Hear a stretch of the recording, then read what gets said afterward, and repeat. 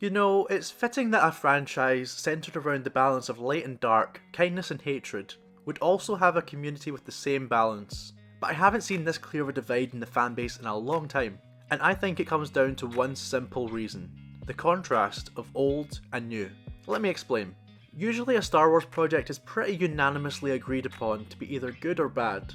For example, most people believe that A New Hope is good and The Phantom Menace is bad. Then there's the end of the Clone Wars, which was brilliant, and the end of the sequel trilogy, which was awful.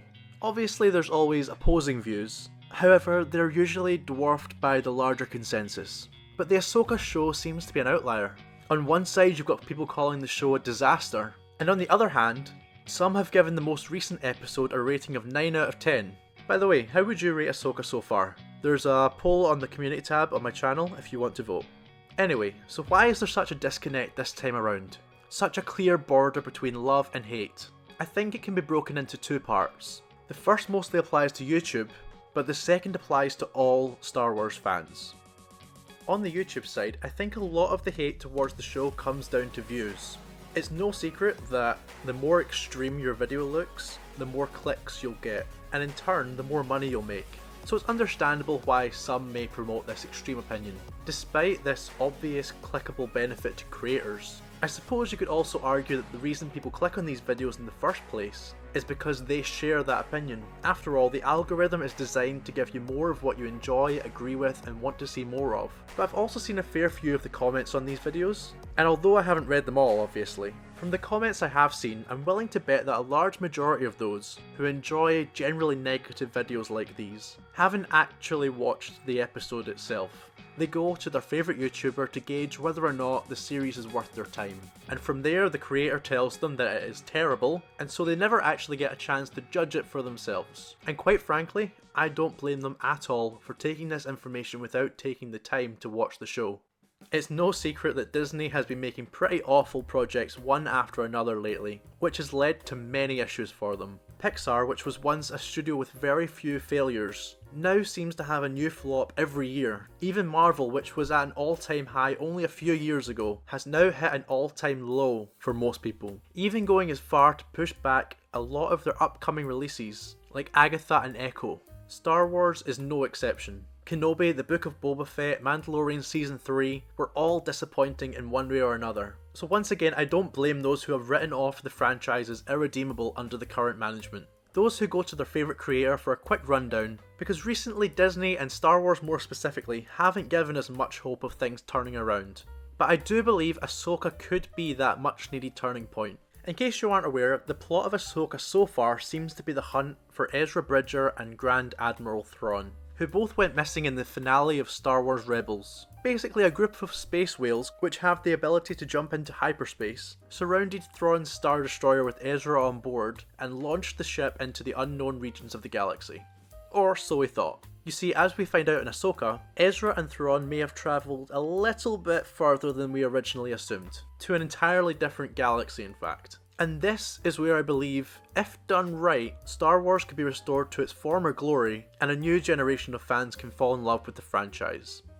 This new galaxy is a sandbox of potential possibilities. Just think of all the interesting stories that could take place in this new galaxy, all of the new lore that could be discovered. I'm just hoping they don't do something stupid like making the new galaxy the Milky Way. Or worse, if they try to connect the Star Wars universe to the Marvel Cinematic Universe. I love both of these franchises, but please Disney, do not connect them. It will cause more issues than it's worth. I'm also not even sure if this would be possible, since the Star Wars movies are referenced several times in Marvel canon, like when Peter Parker references Empire Strikes Back while taking down Ant-Man in Civil War, or when Ned builds a Lego Death Star in Spider-Man Homecoming. So it's unlikely, but you never know with Disney at this point. As long as they do something interesting with this galaxy, the possibilities are endless, and that really gets me excited for new Star Wars content. And speaking of new Star Wars content, if the Dave Filoni Star Wars movies happen, tying together Mandalorian, Ahsoka and so on, this new galaxy could potentially play a major part in that story, which could be really interesting. As I mentioned a few minutes ago, I think the disconnect across the fanbase comes down to two things. The first mostly applying to YouTubers, which I've mentioned, but the second I said applies to all Star Wars fans. So bear with me for a second and I'll try to explain. I believe the fanbase can be broken down by age into two main eras, with a possible third in progress. The first era includes the original trilogy and it's mostly loved by adults.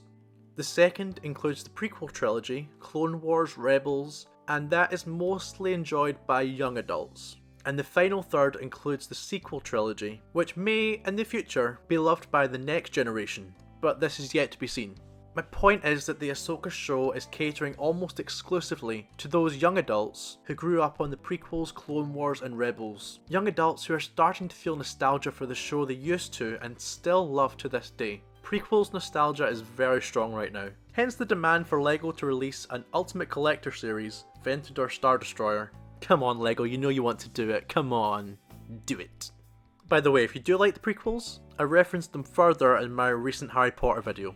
Full video by clicking the card. But I'm getting off topic. Basically the reason you don't like Ahsoka is probably simply because you haven't watched the Clone Wars and Rebels. You can absolutely argue that the show should stand on its own, without the help of external media. And that's fine, I get that. But I believe Star Wars is supposed to be enjoyed alongside the context of other media. Without the extra meaning, most moments in Star Wars fall apart.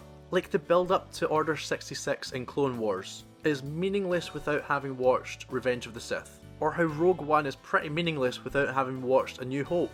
Grogu's first appearance in The Mandalorian without having watched all three trilogies. Without the context of the rarity and mystery of Yoda's species, this moment doesn't land. And last but certainly not least, Palpatine's return without having played Fortnite. Yeah, remember when they did that?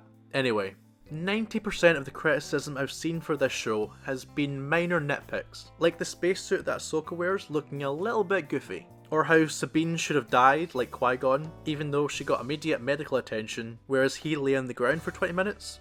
Once again, people with these nitpicks probably just haven't seen Clone Wars.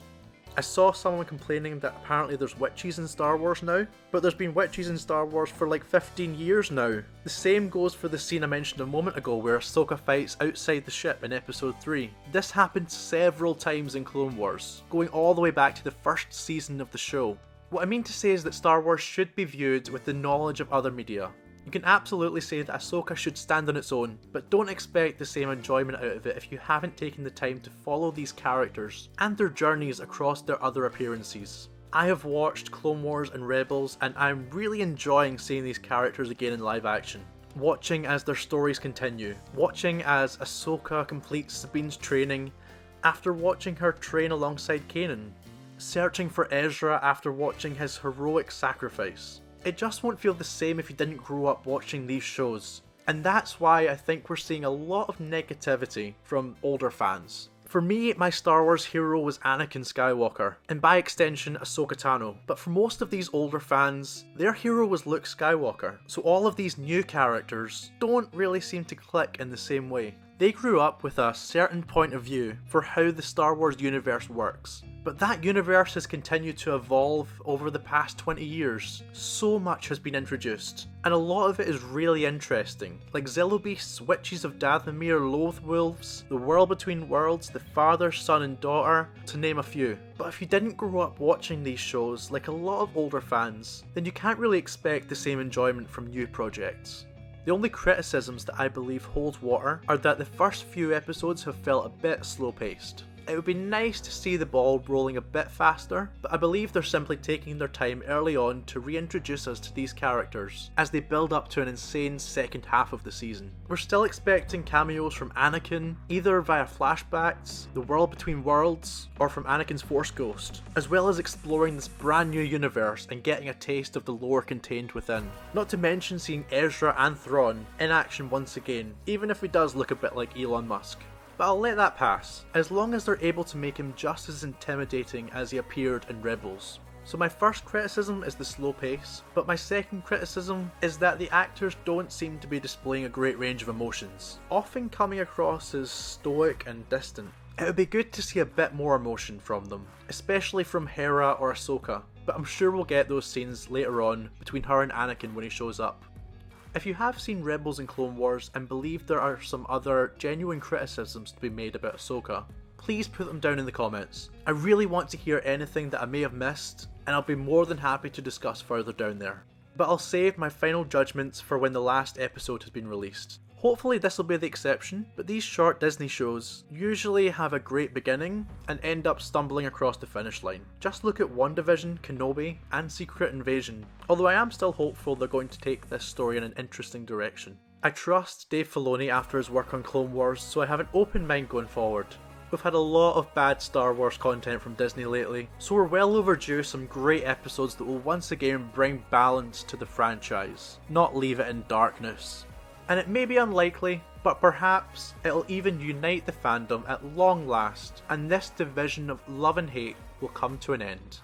Never give up hope, no matter how dark things seem.